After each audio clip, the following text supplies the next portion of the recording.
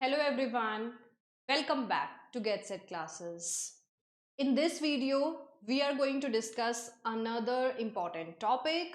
जैसा कि आपको पता है हमने पार्ट्स ऑफ स्पीच वाली प्लेलिस्ट में almost every topic parts of speech का कवर किया है और उसी के सब्सिक्वेंट में हमने अनदर टॉपिक जो है हम लेकर आए हैं जो कि अपने आप में एक बहुत इंपॉर्टेंट टॉपिक है। भले ही आप स्कूल गोइंग हैं या फिर आप किसी भी एग्जाम के लिए प्रिपेयर कर रहे हो, आपको इस टॉपिक को पढ़ना ही होगा बिकॉज ये टॉपिक काउंट होता है कि आपका ग्रामर पे कितना कमांड है, किस तरह से जो है आप ग्रामर में फॉर एग्जांपल एक ही वर्ड आप देखेंगे किस तरह से अलग अलग पार्ट ऑफ स्पीच बनकर आता है और उसी से जो एग्जामिनर है अपने तरीके से क्वेश्चन पूछता है। ठीक है, तो ये बहुत इंपॉर्टेंट टॉपिक रहेगा। टाइटल रहेगा the same word used as different part of speech. ठीक है, तो आप देखोगे कि बोथ वर्ड है। ठीक है, बोथ वर्ड कहीं पर एज नाउन काम कर रहा है, कहीं कंजंक्शन काम कर रहा है, कहीं पर ये एज अ प्रोनाउन भी काम कर सकता है या फिर बिफोर वर्ड है, बार्क वर्ड है। There are many many words we are going to discuss here. आपको पता है कि at get set we do it in a very practical way. ठीक है, तो वही प्रैक्टिकल तरीके से आपको जो है चीज़ें सिखाई जाएंगी और ये टॉपिक आप कभी भी मिस नहीं कर सकते। अगर आपको इस टॉपिक पे कमांड आ गई तो आप समझिए 50% जो है ग्रामर आपको समझ आ जाएगी। ठीक है, तो नियरली किसी भी एग्जाम के लिए प्रिपेयर कर रहे हैं, stay tuned with us. So let's get started.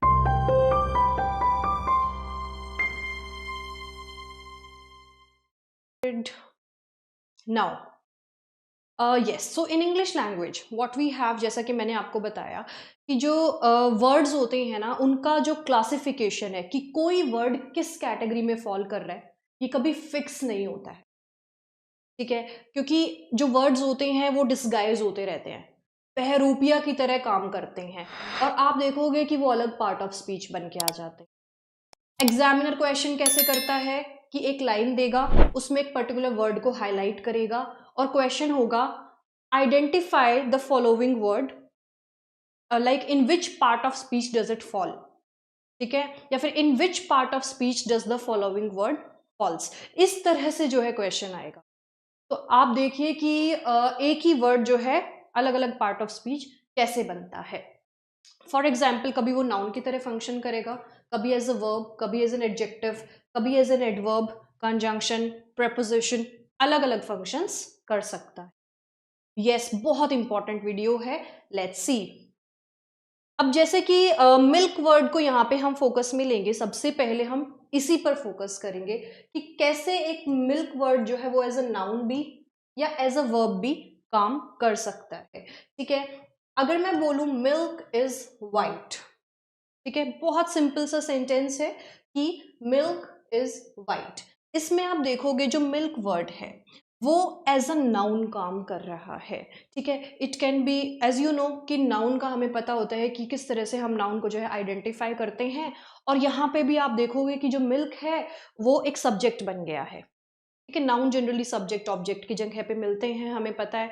तो इस वीडियो को आप डील कर रहे हो, इससे पहले अगर आपने पहले वाली वीडियोस देखी हैं तो और भी बेटर जो है आप रिलेट कर पाओगे। ठीक है, तो अब आप नेक्स्ट देखो, इसको एक्सप्लेन कर रखा है कि जैसे दूध को जो है ये एक एज एन ऑब्जेक्ट है ना, यहाँ पे ये एज अ सब्जेक्ट काम कर रहे हैं, लेकिन इसके मीनिंग के रेफरेंस में आप जाओगे तो जैसे मिल्क एक चीज है, एक ऑब्जेक्ट है। लेकिन ही मिल्क्स द काउ, अगर यही सेंटेंस हो जाए अलग कि ही मिल्क्स द काउ, तो जो यहाँ पे जो मिल्क वर्ड है वो कैसे रहेगा? यहां पर जो मिल्क्स वर्ड है वो एक वर्ब बन जाएगा, यहां पे ये एज अ नाउन काम नहीं करेगा। यहाँ पे मिल्किंग एक प्रोसेस हो रहा है, ही मिल्क्स द काउ। ठीक है, वो कोई एक्शन कर रहा है, कुछ काम हो रहा है, तो यहाँ पे ये नाउन नहीं है। तो आप देखेंगे कि वह गाय को दूहता है। So this is another way, another role of the same word. ठीक है, इसी तरह से let's discuss few more examples. या now you will see like we have certain words and इनके जो है फंक्शंस हम देखेंगे कि कैसे कैसे ये वर्ड्स अलग अलग सेंटेंसेस में अलग अलग रोल प्ले कर रहे हैं। इनका स्पेलिंग भी सेम रहता है, हार्डली कभी कोई चेंज हो जाए तो हो जाए, वरना ये सेम स्पेलिंग रहते हुए भी अलग अलग सेंटेंस में अलग अलग रोल रखते हैं। ऑल को डिस्कस करते हैं कि ये नाउन की तरह कैसे काम कर रहा है इस सेंटेंस में। ठीक है, ही lost his all in the stock market. उसने स्टॉक मार्केट में अपना सब खो दिया। ठीक है, तो यहाँ पे देखो आपके अंदर एक कहते हैं ना एक सिक्स सेंस होती है हमारे अंदर। ठीक है, तो जनरली ये वही वाला काम है। अगर लेमन लैंग्वेज में लेमन तरीके से आप चीज़ों को देखोगे ना तो आपको फिर आप गलती कर जाएंगे, लेकिन आप उसका भाव समझो। ठीक है, उसको इन्फो करो, ठीक है, उसको स्किम करो कि वो किस टॉपिक पे या उसका भावार्थ क्या है, what is the crux the word is talking about. ठीक है, तो आप देखेंगे he lost his all, all here means everything what he had, so that is some wealth, या दैट इज मतलब उसका कुछ अमाउंट है किसी चीज का। तो यहाँ पे ये ऑल जो है एज अ नाउन काम कर रहा है, या आप कह सकते हैं कि एक नाउन जैसे फंक्शन करता है उस तरह से ऑल फंक्शन कर रहा है। अब एज अ प्रोनाउन कैसे काम करेगा, all were invited to the seminar, ये एक और एग्जाम्पल है। तो आप देखोगे कि ऑल वर इनवाइटेड में आप लिख सकते हो the scholars were invited in the seminar, और यहाँ पे द स्कॉलर्स नाउन ना लेकर ऑल बोल दिया है। तो आपको पता चल रहा है किसी नाउन की जगह पे एक प्रोनाउन आया है, और वही प्रोनाउन जो पिछले सेंटेंस में नाउन की तरह काम कर रहा है। तो इस तरह से आप जो है चीजें सीखेंगे। एडजेक्टिव की तरह देखो, all students must submit the form, तो यहाँ पे स्टूडेंट्स के आगे आया है। हमें जनरली पता है कि नाउन से पहले एडजेक्टिव रहता है, तो आप देखेंगे यहाँ पे स्टूडेंट्स नाउन है और इसीलिए जो ऑल है वो एक एडजेक्टिव बन गया है। राइट उसी तरह से एडवर्ब कैसे, she lives all alone, she lives alone उसको भी मॉडिफाई कर रहा है क्या, ऑल अलोन। तो यहाँ पे ऑल जो है मॉडिफाई कर रहा है, अनदर लेवल दे रहा है। ठीक है, तो आप देखोगे कि जो ऑल है वो एक एडवर्ब बन गया है। ठीक है, तो ये जो हाईलाइटेड जो वर्ड्स हैं यही एग्जामिनर पूछ लेता है, और ऑप्शंस में ये सारे होते हैं, आपको सेलेक्ट करना होता है कि भाई ऑल कौन सा पार्ट्स ऑफ स्पीच है। Similarly the word before, I have never seen her before, कभी नहीं देखा। ठीक है, तो आप देखोगे सीन हर, ठीक है, नेवर सीन हर, उसी को जो है बिफोर मॉडिफाई कर रहा है, तो ये एक एडवर्ब का काम कर रहा है। ही reached the station before sunrise. ठीक है, यहाँ पे दो नाउन्स के बारे में एक डायरेक्शनल सेंस दी जा रही है कि वो उससे पहले पहुंचा। ठीक है, कब से, किससे पहले, सनराइज से पहले। ठीक है, तो आप देखोगे कि हमने प्रेपोजिशन वाली सीरीज में डिस्कस किया था कि प्रेपोजिशन कैसे हम लोकेट करते हैं और कैसे क्या उनका यूज होता है, उसी तरह से यहाँ पे भी बिफोर एक प्रेपोजिशन का काम कर रहा है। अब देखेंगे conjunction, I had dinner before you came. अब यहाँ पे दो सेंटेंसेस थे ना आपके कि मैंने डिनर कर लिया और आपका आना, तो ये दो अलग अलग सेंटेंसेस थे। यहाँ पे क्या किया, जो आपका बिफोर है इसने एज अ कंजंक्शन काम किया है और ये मॉडिफाई कर लिया है खुद को। So this is exactly what I am going to teach now here. Both methods are effective. ठीक है, मेथड्स क्या है, यहाँ पे नाउन है। ठीक है, यहाँ पे बोथ जो है इस मेथड को ही और भी ज्यादा मॉडिफाई कर रहा है, तो नाउन किसी को मॉडिफाई कर रहा है यानी वो एडजेक्टिव होगा जो उसको मॉडिफाई कर रहा है। ठीक है, तो आप देखोगे बोथ यहाँ पे एडजेक्टिव का काम कर रहा है। उसी तरह से pronoun, both were responsible for the project, both की जगह मैं बोलूं द बॉयज वर रिस्पॉन्सिबल, पर वो नाउन हो जाएगा। तो यहाँ पे जो बोथ है वो प्रोनाउन यानी नाउन की जगह पे जो है प्रोनाउन हमने यूज किया है। सिमिलरली कंजंक्शन आप देखोगे, both the singer and the guitarist performed well, we can say the singer performed well, the guitarist performed well, लेकिन इन दोनों को ज्वाइन कर दिया है, कौन ज्वाइन कर दिया है, तो इस तरह से जो बोथ है वो एक कंजंक्शन का काम कर रहा है। वेरी इजी, क्या आप कनेक्ट कर पा रहे हैं? तो ये सब आपका और भी रिफाइन होगा ज्यादा से ज्यादा प्रैक्टिस करने से। ठीक है, फिर भी मैं आपके लिए और भी एग्जाम्पल्स लेकर आई हूं फॉर बेटर प्रैक्टिस। या सो bark, How it is used as a noun. The bark of this tree is very rough. यहाँ पे जो bark है वो छाल बोलते हैं इन Hindi. Okay, so the bark is the part of the tree.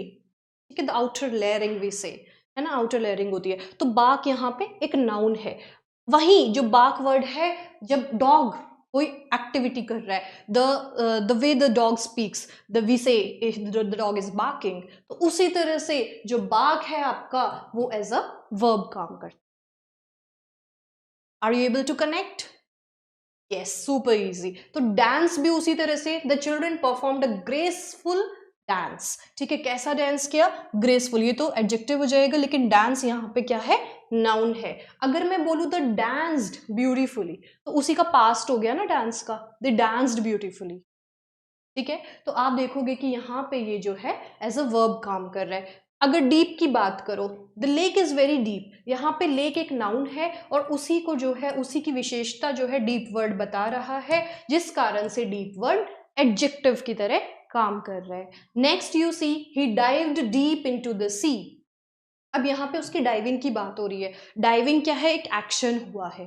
ठीक है, he has like jumped from one single surface to another surface, which we call diving. तो डाइविंग हुआ है, लेकिन कितना गहरा जो है वो कूदा है, तो इसमें बता रहे वेरी डीप. तो आप देखेंगे एक एक्शन हुआ है, उसको डीप ने मॉडिफाई किया है, जिस वजह से जो है आपका डीप जो है, जिस वजह से आपका जो डीप है वो एक एडवर्ब बन गया. वेरी इजी, मजा आ रहा है ना? Exactly exactly. तो इस तरह से आप जो है चीजें सीख जाओगे और आपका ग्रामर सुपर स्ट्रांग होता चला जाएगा.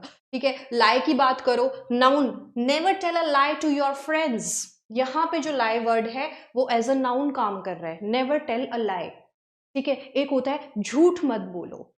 तो यहाँ पे झूठ एक संज्ञा है, एक नाउन है. लेकिन अगर हम कहें कि he lied about this age, उसने झूठ बोल दिया. ठीक है, वह, एक तो हम कहें वह झूठा है, सो that is adjective.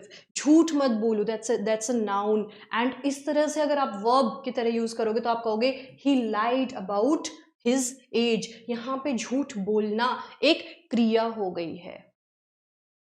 Right, so this way you can interpret it very easily. Next you see, lock की बात कर लो. I bought a new lock. यहाँ पे लॉक नाउन है. He locked the cabinet. यहाँ पे एक एक्शन है कि उसने उसे बंद किया है, सो यहाँ पे लॉकिंग वाला एक्शन है, which is why we call it a verb. यहाँ पे लॉक वर्ब बन गया है. नियर की बात करो, प्लीज कम नियर, आओ, लेकिन कहाँ? नियर. यानी एक वर्ब है, उसको मॉडिफाई किया गया है, तो एडवर्ब बन गया है. The shop is near the market. यहाँ पे एक नाउन की दूसरे नाउन के साथ एक डायरेक्शनल सेंस है कि वो शॉप जो है वो मार्केट के कितना पास है, कितना दूर है. ठीक है, तो ये डायरेक्शनल सेंस का काम कौन करता है? प्रेपोजिशन करता है. तो आप देखोगे यहाँ पे नियर जो है प्रेपोजिशन बन गया है, पोजिशन जो है बता रहा है दो पार्ट्स ऑफ स्पीच में. तो एडजेक्टिव आप देखो, दे आर नियर रिलेटिव्स. ये बहुत अच्छा क्वेश्चन बन सकता है, very super question it can be if the examiner wants, like they are near relatives. ठीक है, समझने में ये थोड़ा डिफरेंट लगेगा, लेकिन कैसे रिलेटिव्स हैं वो? तो यहाँ पे जो रिलेटिव्स है वो एक नाउन है, लेकिन अगर नियर वर्ड इस नाउन से पहले आ जाता है तो एक एडजेक्टिव बन जाता है और सेंटेंस बन जाता है दे आर नियर रिलेटिव्स. वो रिलेटिव्स नहीं है, दे आर नियर रिलेटिव्स. ठीक है, तो उस तरह से ये चीज़ों को सुंदर बनाता है. वर्ब आप देखो, the exam date is nearing. Exam date पास आ रही है, तो इस तरह से आप देखेंगे कि यहाँ पे ये जो है एज अ वर्ब बन गया है. आप जानते हैं वर्ब के पीछे आईएनजी लगने पर वर्ब या तो एक पार्टिसिपल का काम करता है या फिर एक जेरेंट का काम करता है. ठीक है, तो आपको ये चीजें ऑलरेडी मालूम है. Next you see, open. Open भी एक वर्ब की तरह कैसे काम करेगा? She opened the window to let fresh air in. ठीक है, तो यहाँ पे एक उसने एक एक्शन किया है, एक विंडो को खोलने का एक्शन हुआ है. एडजेक्टिव की तरह, the gate was open all night. यहाँ पे गेट के बारे में बताया है कि गेट खुला हुआ था. ठीक है, तो गेट की एक दशा है, एक प्रॉपर उसका सिचुएशन है, एक पर्टिकुलर मतलब उसका एक लुक है that the gate was open. ठीक है, उसका सिचुएशन है। So this is another way कि ये एडजेक्टिव की तरह काम करता है। Next let's see rest. They took a short rest after lunch. ठीक है, यहाँ पे आप देखोगे कि एक रेस्ट, एक ठहराव की बात हो रही, कोई एक्शन नहीं हो रहा, एक मतलब एक मोशन, एक स्टेट है, नॉट मोशन, एक स्टेट है। ठीक है, स्टेट ऑफ रेस्ट, ठहराव है कि उन्होंने रेस्ट किया। लेकिन अगर मैं बोलूं I rested in the garden, so that is, they say it's an action. ठीक है, I rested in the garden एक एक्शन की तरह हो जाएगा। ठीक है, वो ठहराव है लेकिन there could be little motion in it, so that's another state. So वही मैं कह रही हूं, आपको भाव जो है सेंटेंस में, उस वर्ड का भाव समझना जरूरी है, तभी आप जो है करेक्ट ऑप्शन सेलेक्ट कर पाएंगे out of many. Right, so sun, sun की बात करते हैं, the sun is shining brightly today. यहाँ पे सन को एग्जैक्टली सूरज ही बोला जा रहा है, एग्जैक्टली सूर्य ही बोला जा रहा है। ठीक है, तो ये नाउन हो गया। लेकिन अगर मैं बोलूं sun the clothes on the terrace, sun the clothes, so that's a verb. ठीक है, कि आप उनको धूप दिखाओ। ठीक है, कपड़ों को धूप दिखाना, so that is we are sunning the clothes. ठीक है, और you can say sun the clothes on the terrace, धूप में सुखाना। So there sun is not noun, here it's a verb. Next show, how show can be the noun, there was a show in the auditorium. तो यहाँ पे आप देखोगे कि show जो है एक नाउन का काम कर रहा है। He showed me a new dance step, यहाँ पे एक एक्शन हो रहा है कि उसने डांस का कोई स्टेप करके दिखाया। ठीक है, तो here it is a verb. Next let's see amazing. So this was all about today's session. बहुत छोटा सा सेशन था लेकिन बहुत इंफॉर्मेटिव होगा आपके लिए। एक न्यू सेंस ऑफ ग्रामर आपका डेवलप हुआ होगा, एक नया पड़ाव जो है आपने क्लियर किया है। So congratulations on cracking the next level of grammar. And similarly हर एक, कोई भी टॉपिक नहीं छूटेगा ग्रामर का, हर एक टॉपिक जो है क्लियर होगा। एंड अपकमिंग एग्जाम्स के लिए जो है बहुत ज़रूरी है। ठीक है, आप प्रीवियस ईयर्स कभी भी डील करोगे इस टॉपिक को आप देखने को मिलेगा। So keep preparing, keep solving it. And my name is Shilpa. I'm signing it off. If you like the content of the video, अगर आपका ग्रामर में एक नेक्स्ट लेवल, एक नेक्स्ट स्टार ऐड हुआ है, do not forget to like the video and subscribe the channel. Thank you.